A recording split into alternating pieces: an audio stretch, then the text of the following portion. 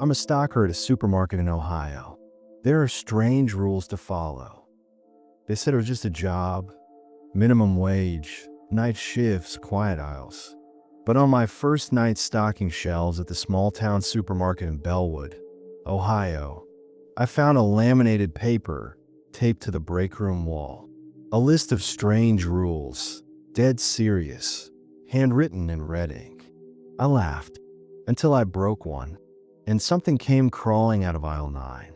My name's Cody, 19, fresh out of high school, and broke enough to ignore the whispers about Bellwood Market. The supermarket sits at the edge of town, nestled between a dead laundromat and a Dollar General that's always closed for electrical issues. Everyone in Bellwood knows the market. It's been here since the 70s, a concrete relic with flickering fluorescents and freezer doors that never quite close. The kind of place that smells faintly of old produce and something metallic. I wasn't exactly flooded with job offers, so when a manager, a pale man named Terry with trembling hands, said he could start me immediately on the night shift, I said yes. I didn't ask why no one else applied. I didn't ask why he avoided eye contact the whole time. I just signed the papers and took the uniform. That was my first mistake. The night shift starts at 10 p.m. It's quiet, dimmer than you'd expect. Half the store shuts down, bakery, deli, even half the lights. The whole place feels like it's holding its breath. My job was simple: restock shelves, check expiration dates, and stay out of the way. At 9:55, I arrived for my first shift.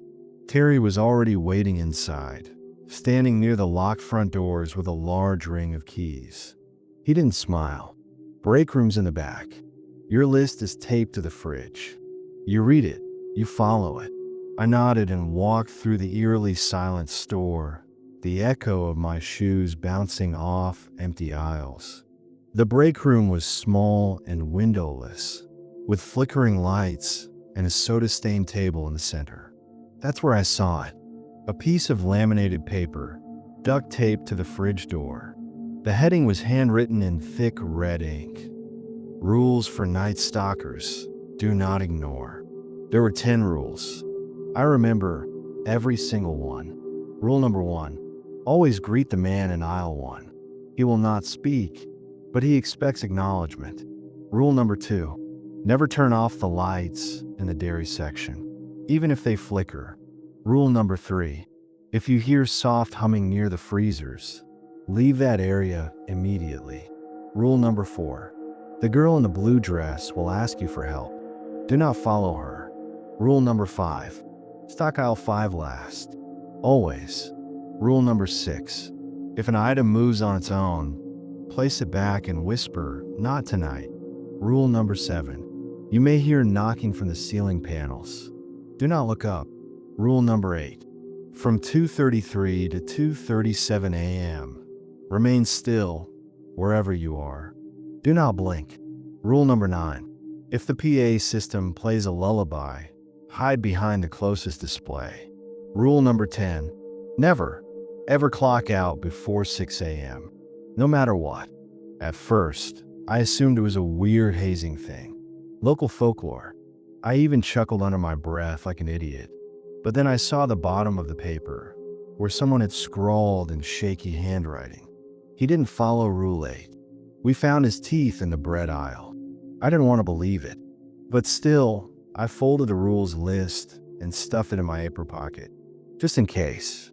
That first hour was uneventful. I stocked canned beans and cereal, humming quietly to myself, half expecting someone to jump out and yell, "Gotcha!" But no one did. The store remained silent, save for the low buzz of old lights and the hum of the coolers. At 11:03 p.m., I turned into aisle 1, and I saw him. A man stood at the far end, motionless, facing the shelves. His back was to me, but something about his posture was unnatural, like he'd been placed there, propped up like a mannequin.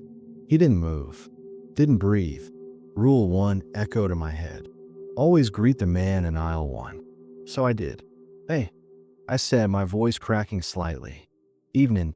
He didn't turn, but something in the air shifted. The temperature dropped slightly. I felt a pressure ease off my chest.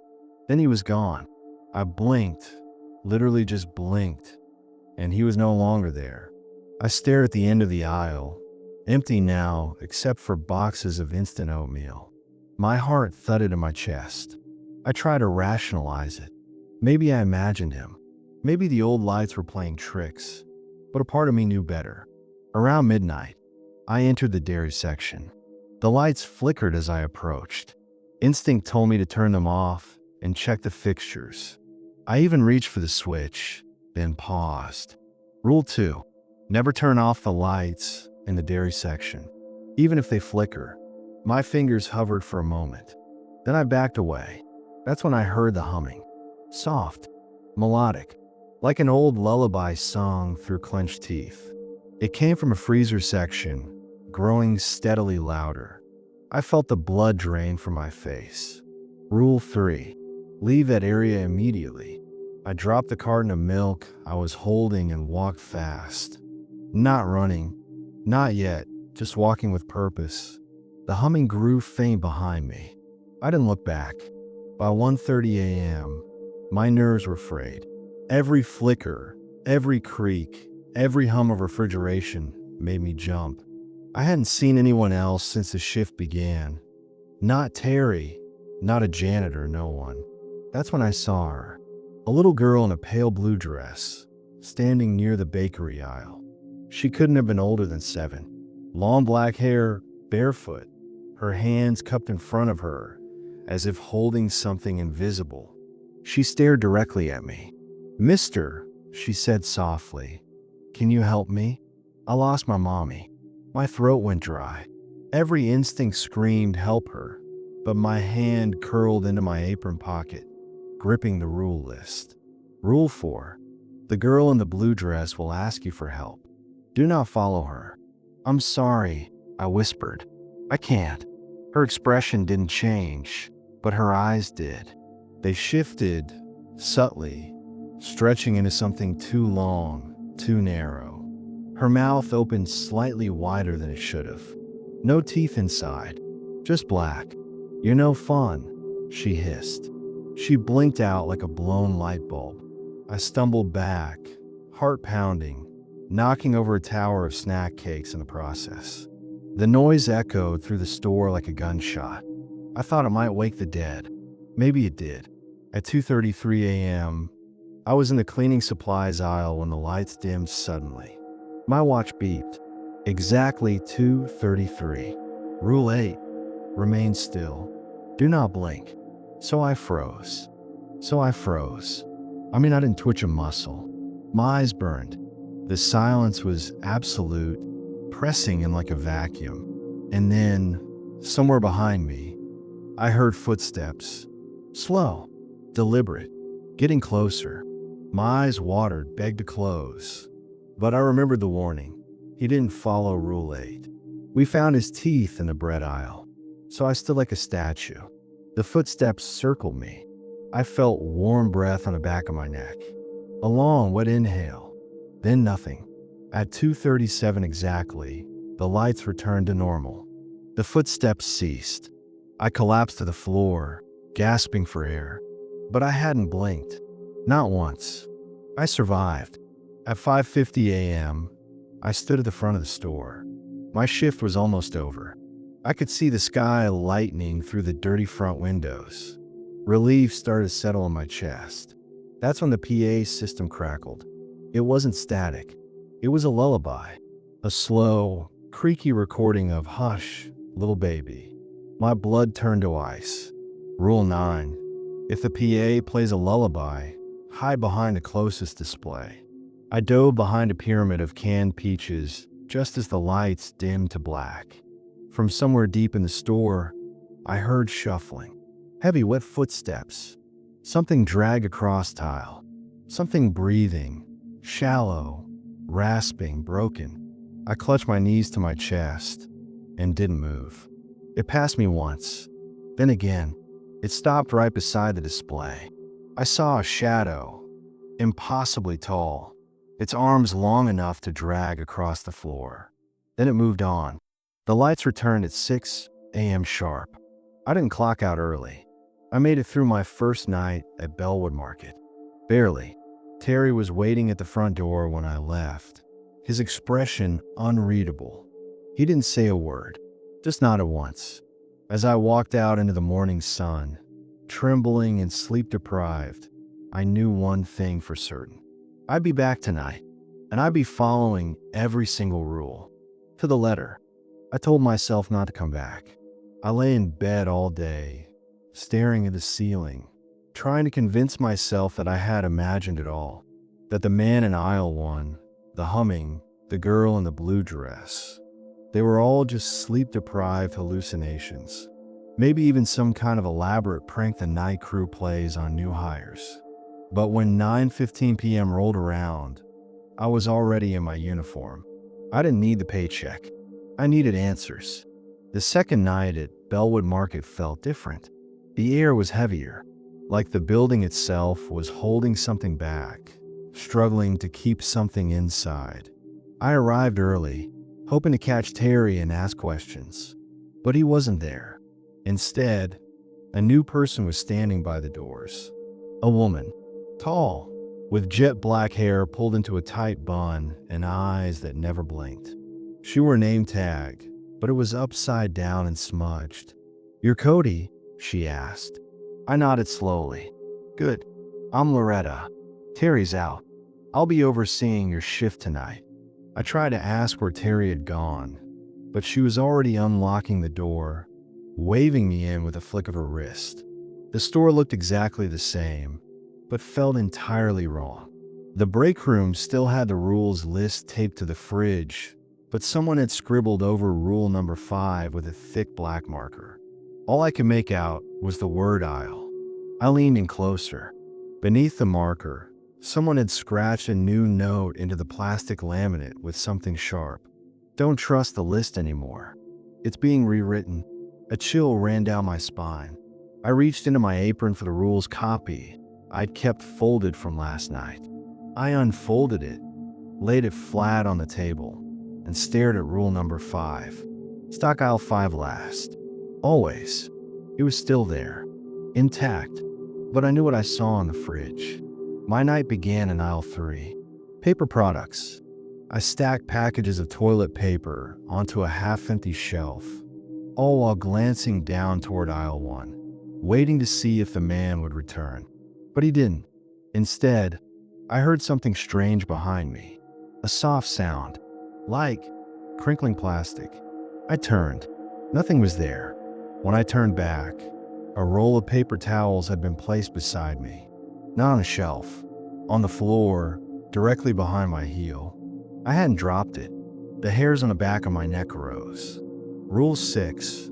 If an item moves on its own, place it back and whisper, "Not tonight." I crouched down, picked up the roll with shaking hands, and gently placed it back on the shelf. "Not tonight," I whispered. The shelf let out a soft creak like it exhaled. I didn't stock that aisle again for the rest of the night. At midnight, I entered aisle 5. My mistake. I had planned to follow the rules, stock aisle 5 last, but something in me was off kilter. Maybe it was Loretta's presence. Maybe it was the scribbled warning in the break room. Or maybe I was testing boundaries, hoping to prove this was all in my head. The moment I stepped into aisle 5, every light above me flickered out. Just that aisle. Everything went pitch black. I pulled out my phone and switched on the flashlight. The aisle was packed with laundry detergent and bleach, casting warped shadows in the dim glow. The floor was sticky beneath my shoes. That's when I noticed the shelf labels had changed. Instead of detergents and cleaning supplies, the signs now read, "Loss, regret, unforgiven." My breath hitched. I turned to leave, but the aisle behind me had shifted. It wasn't the same one I came through. It was longer now, narrower. The shelves leaned in slightly, like walls that wanted to close. And then, I heard the whisper, "Why did you come here?" I turned and saw nothing. Why did you disobey? My flashlight dimmed for a moment, just enough to catch a glimpse of something at the far end of the aisle. A figure crouched on the top shelf, pale, barefoot, its limbs bent wrong, like a spider pretending to be human. I ran. I didn't even care which way.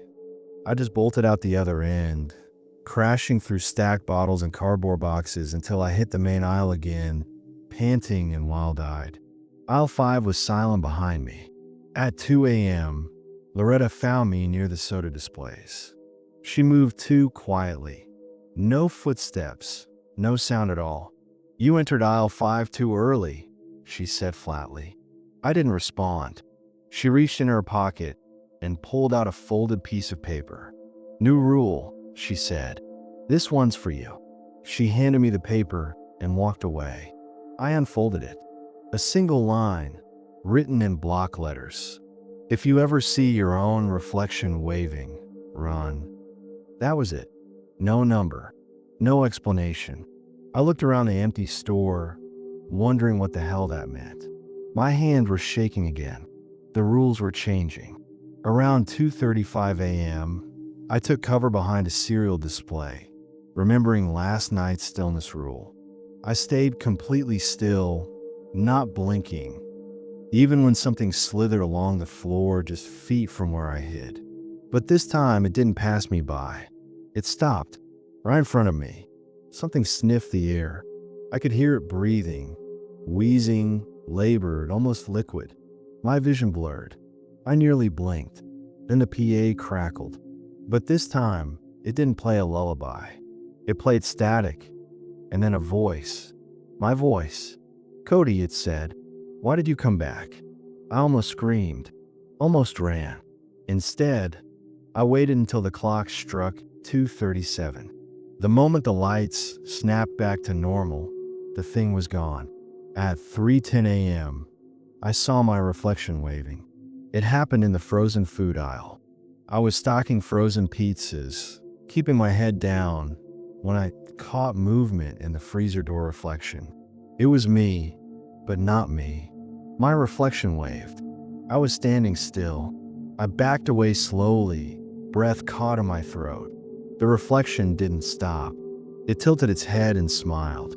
My face, grinning ear to ear like a puppet pulled too tight. Then it opened its mouth, and blood spilled from it. I ran. I ran so hard I didn't even care where I went. I ended up in the break room, and that's when I noticed something else had changed. The original rules list? It was gone. In its place, a new list was taped to the fridge. Different ink, same format, but with 12 rules now. Some of them the same, others new. I scanned down to number 11. If your reflection smiles before you do, don't sleep when you get home. And hashtag 12. You are being watched. Do not trust anyone who claims to work here. At 5:55 a.m., I found Loretta standing at the front of the store again. She was staring through the glass doors at the rising sun. "Did you see your reflection?" she asked. I didn't answer. "I hope you didn't blink," she said quietly. "They noticed that." And then she smiled. Not like a person, like the thing in the freezer door. I stepped back. Her head tilted slightly, the same way my reflection did. I didn't say goodbye. I didn't clock out. I just left. Now I sit in my car, parked outside the store as the sun rises behind the trees. I haven't gone home yet. Haven't slept. My reflection in the rearview mirror is still, for now, but I can feel something watching me from the store window. And I know I'll be back tonight, because the rules aren't just strange anymore. They're alive. They say exhaustion plays tricks on the mind, but no amount of sleep could explain what's happening at Bellwood Market. After the second night, I tried to quit. I called the store manager's number. No answer. I emailed the company HR contact. The email bounced back, recipient not found. And when I drove by during the day, the store was closed. Lights off. No customers. No cars in the lot. Just a handwritten, "Now hiring." Night shift only sign taped to the front doors. No trace of Loretta. No sign of Terry. And yet, every night at 9:30 p.m., the lights flicker back on. The store beckoned. I should have left town. But instead, I found myself pulling into the empty parking lot again at 9:17 p.m. My hands trembled on the steering wheel. The radio buzzed with static even though it wasn't on. When I looked into the rearview mirror, I half expected my reflection to grin again. It didn't, but its eyes were just slightly too wide. I looked away. The glass doors opened before I touched them, and there she was, Loretta, smiling, always smiling. She handed me a box cutter and said nothing. I didn't go to the break room this time. Instead, I walked the aisles slowly, scanning every sign, every shelf label, every reflection. The store had changed again. Aisle 5 was sealed off with caution tape. A new aisle, Aisle X, had appeared between the canned vegetables and snack foods. There was no sign, just a metal rack filled with jars of clear liquid. Each jar had a handwritten label. Left eye, canine tooth. Lung tissue, grandma's voice. I backed away quickly. By 11 p.m., strange sounds echoed from behind the stockroom walls. Not footsteps, not voices. Breathing. Wet, gasping breathing. I kept to the main aisles, following the rule about the 2:33 a.m. stillness. My rule sheet had grown, 16 rules now, scribbled in different handwriting. One of them had been added that night, as if it knew I was back. Number 16. If you hear breathing from the walls, count to 7. No more, no less. I froze in front of the cereal display and counted aloud, slowly. 1, 2, 3. The breathing grew louder. 4 or 5. The wall began to pulse slightly, like something inside was pushing from the other side. 6, 7. Silence. I backed away, heart hammering in my chest. Something inside was learning. At midnight, Loretta appeared again. She wasn't wearing her name tag this time. She handed me a new list, but this one wasn't typed. It was handwritten in red ink, more like it had been scratched into the paper with a rusty nail than written. I unfolded it with caution. It read, "The shelves hide things. Don't look behind them." I looked up at Loretta. Her smile never reached her eyes. "You'll want to remember that around 3 a.m., she said. Then she turned and walked directly into aisle X. "I swear to you," she vanished between the shelves, like the aisles swallowed her. At 1:44 a.m., I made the mistake of peering behind a shelf. It was aisle 9, cat food, kibble, and treats. I noticed the back panel was loose. Something moved behind it. Curiosity won over caution. I knelt and peeked behind the shelf, pulling the panel back just a little. There was a gap, about 2 feet deep, pitch black beyond it. And inside, crouched against the wall, was a man, naked, covered in dust and grime. His eyes were wide, milky white, like they'd forgotten how to see. His jaw moved slowly, murmuring something to himself over and over. I leaned in to listen. "Cody." I fell backward, so hard I knocked over a tower of fancy feast cans. He had said my name. I never told him my name. I ran back to the break room, my mind racing. Who was he? Why did he know me? I slammed the door behind me and locked it, even though the lock never seemed to matter. Inside, a message had been scrawled across the wall in black marker. "Don't trust who you were." Below it, the rules list had updated again. Number 17. If your past self approaches, refuse the offer, no matter what it is. What the hell did that even mean? My past self. At 2:29 a.m., I noticed movement in the produce aisle. A figure in a Bellwood apron, same as mine. Same build, same hair, same face. I watched in horror as I moved quietly between displays, restocking oranges like it was just another Tuesday night. I ducked behind a shelf and watched from the shadows. Then he looked up and locked eyes with me. His face twisted into something between confusion and rage. He stepped forward, slowly. Then he whispered, in a voice that was half snarled, "You weren't supposed to stay." I turned and ran. At 2:33 a.m., I hid under a checkout lane. The lights flickered off. I didn't move. Not an inch. Something passed by the registers.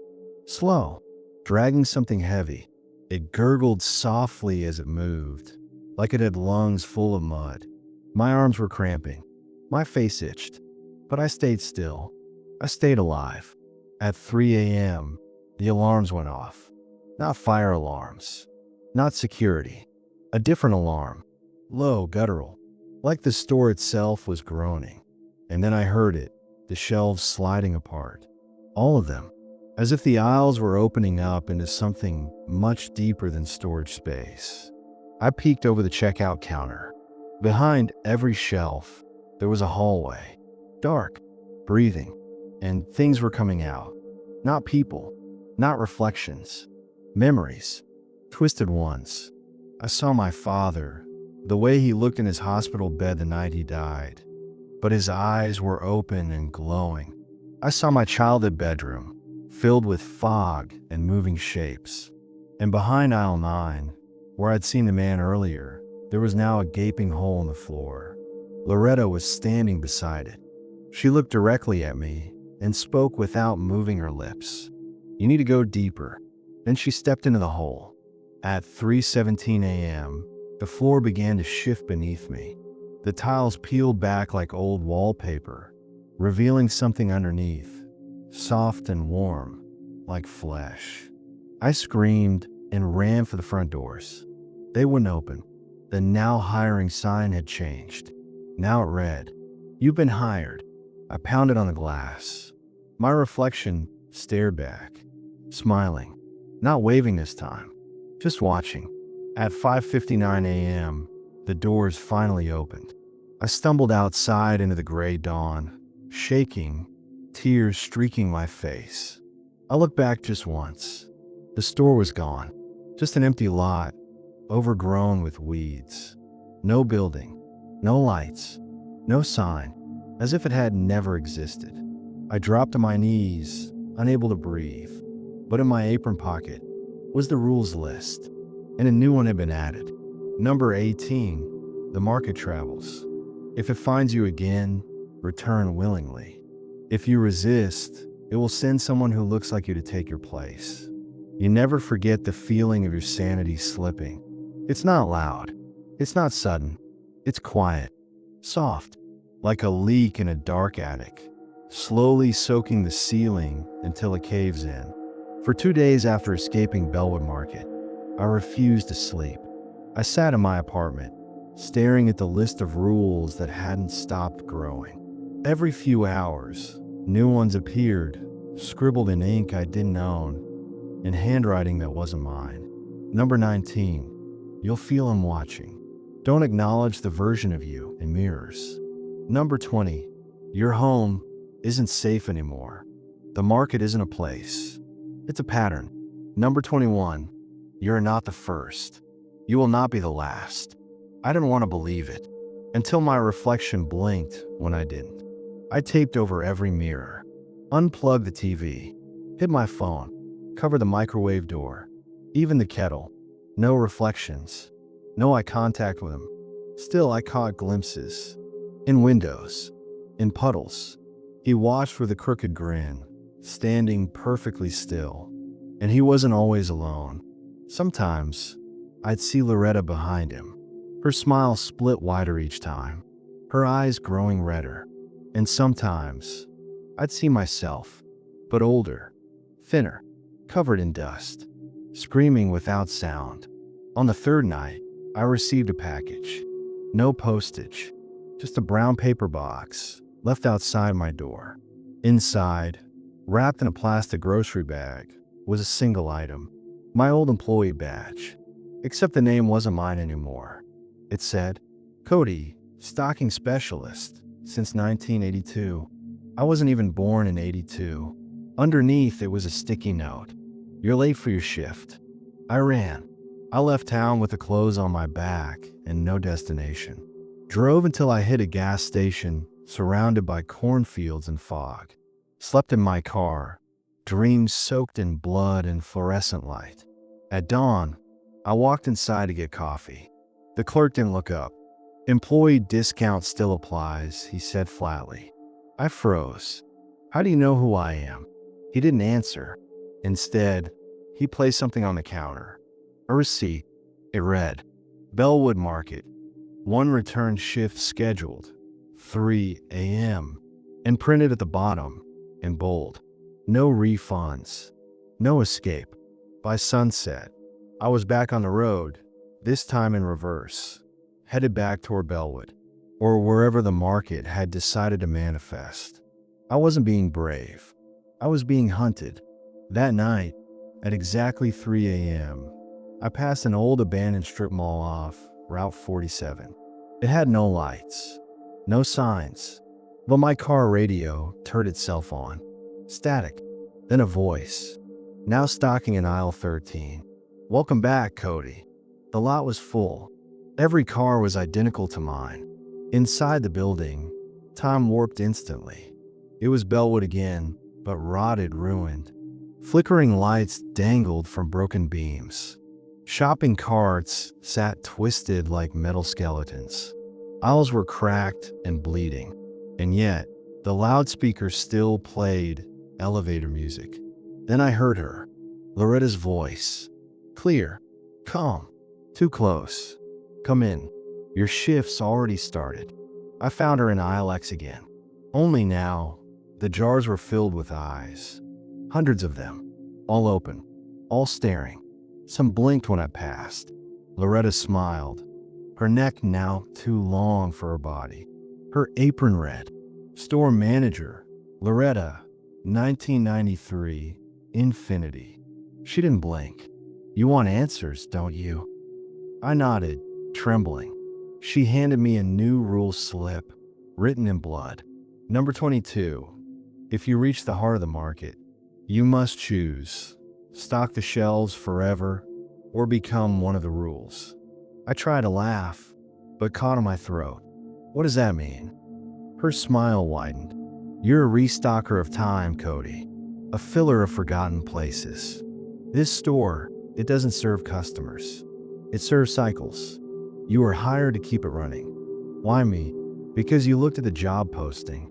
She vanished again between the aisles, leaving me in silence, until I heard the clapping. Slow, deliberate, echoing from the frozen food section. I turned the corner and came face to face with myself. Only older, grayer, hollow-eyed. He held a box of cereal and dropped it on the floor. "You're slacking," he said. "We all did it first." I backed away. "You're not me." He tilted his head. "Or not." Then he lunged. I ran, through shifting aisles, past shelves that looped back on themselves, past displays where the products were just photos of my childhood memories printed on cardboard. The walls whispered names, mine, over and over, in voices I almost recognized. I found the break room, or what used to be it. Now it was a long hallway of mirrors. Each one showed a different version of me. One was still 16. One had burns across half his face.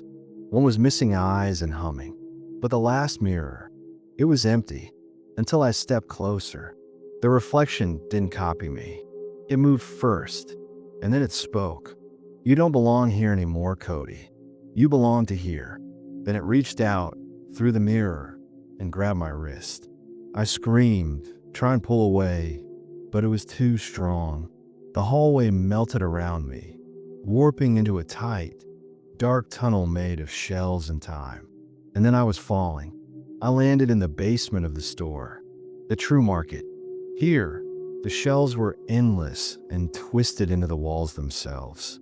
Creatures, half human, half shadow, crawled between them, sorting memories, restocking emotions, sweeping regrets under rugs. And at the center was a pulsing, wet heartbeat in the shape of a checkout scanner. I understood then. This market wasn't built. It was grown, and the only way to leave was to leave a piece of yourself behind. There were others down here, dozens, hundreds, all stocking, some crying, some humming, some just staring into space. Each one wore a badge. Each badge had a different year. Mine now said, Cody, stalker since TBD. Loretta reappeared one final time, holding a clipboard. You can take your break now, she said, or I can sign you up for a permanent shift. I looked at the rules list, now too long to carry. It trailed behind me like a wedding veil. I nodded slowly. Break, please. Her smile dropped. No one's ever asked for that before. She led me to the back, to a black door I'd never noticed before. No handle, just a slot. Above it, scribbled in jagged paint. For those who remember who they were. Inside was a chair and a mirror, but this time I saw something else in it. Hope, a sliver, and behind that hope, something darker, waiting. Loretta handed me a final note. Just 3 words. Choose. Before dawn. What if your job wasn't just a job, but a sentence? What if the rules weren't suggestions, but chains binding your very soul? This is the final chapter of my story, the last shift I'll ever work. Because Bellwood Market isn't just haunted, it's alive, and it doesn't want to let me go. The room behind a black door wasn't like the rest of Bellwood Market. No flickering lights, no whispering shelves, just silence, and a chair bolted to the floor, facing a mirror. I stared into my reflection. This time, it mimicked me perfectly. No delay, no glitches. It looked tired, hollow, like someone had emptied out my skin and left the shell behind. Taped to the top of the mirror was a new rule, scrawled in hurried, panicked ink. Number 23. You may only leave if you remember who you were before the rules. The problem was I didn't. I couldn't remember what life was like before the job, before Loretta, before that nightmarish list began to grow like a tumor in my pocket. Was there a before?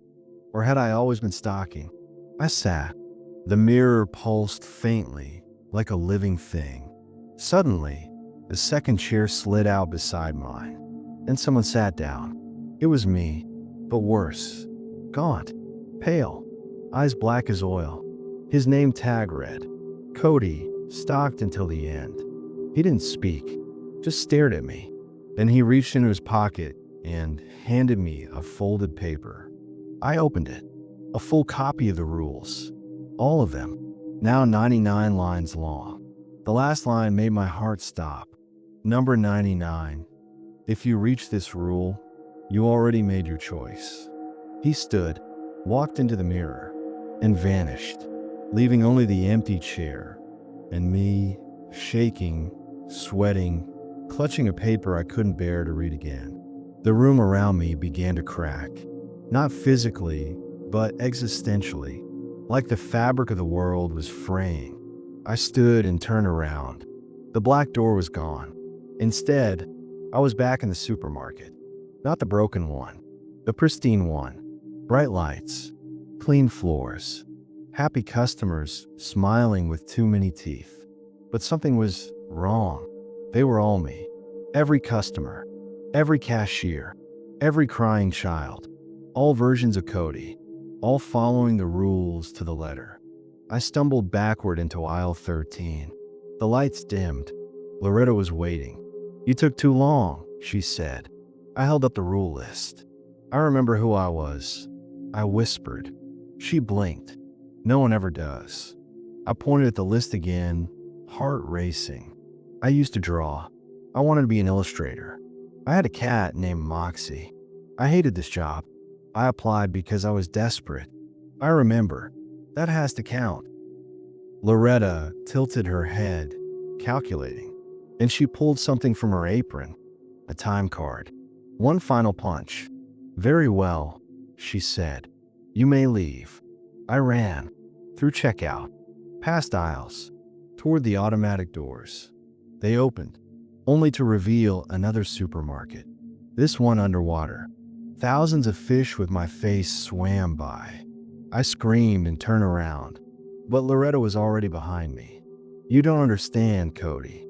This store," she whispered, "has no outside. It's not a building. It's a filter. A trapdoor in reality for people who forget who they are. You wanted to forget, remember? You hated your life. The market gave you rules instead. Easy, mindless rules." My breath hitched. "That's not true." "It is," she said softly. "You came here willingly." And then she showed me a flash of memory injected directly into my brain. Me on my knees, clutching bills I couldn't pay. Isolation. Panic. A job listing with a blinking cursor. Stalker. Bellwood Market. Night shift. Immediate hire. And below it, "Do you wish to forget?" Ballot box with check yes. No. I had clicked yes. I dropped to the floor. Tears stung my eyes. I had chosen this. I had agreed to forget, and the market had honored the deal. I wasn't a prisoner. I was a volunteer. But now I wanted out. I stood. "What happens if I break the rules?" Loretta smiled. "You won't like what's on the clearance rack." I ripped the rule list in half. Lights exploded. Shells buckled. Sirens screamed from every aisle. The entire building convulsed like a beast. Loretta screamed as the floor opened beneath her and swallowed her whole. The clones of me dissolved into ash. And suddenly, I was in the void again. Dark, cold, empty, alone. Then I heard it, a soft hum, followed by the ding of an automatic door. I walked through it, and this time I was outside. Real sun, real sky, the wind on my face. I stood in a field. Where Bellwood Market used to be, there was only grass. No sign of the building. No parking lot. Nothing. Just an empty name tag on the ground. Mine. I picked it up, and underneath it, buried shallow in the dirt, was a receipt. "You are now returned. Thank you for shopping with us." And then, in blood. "But remember, restocking begins again at midnight." I moved. Changed my name. Got a different job, daylight only. No grocery stores. No fluorescent lights. I even burned the rules list, just to be safe. But some nights, just after midnight, my phone buzzes, and a new rule appears in my notes app. Always in the same format. Always with a new number. I'm up to rule number 112. And counting, because you can leave Bellwood Market, but it never leaves you.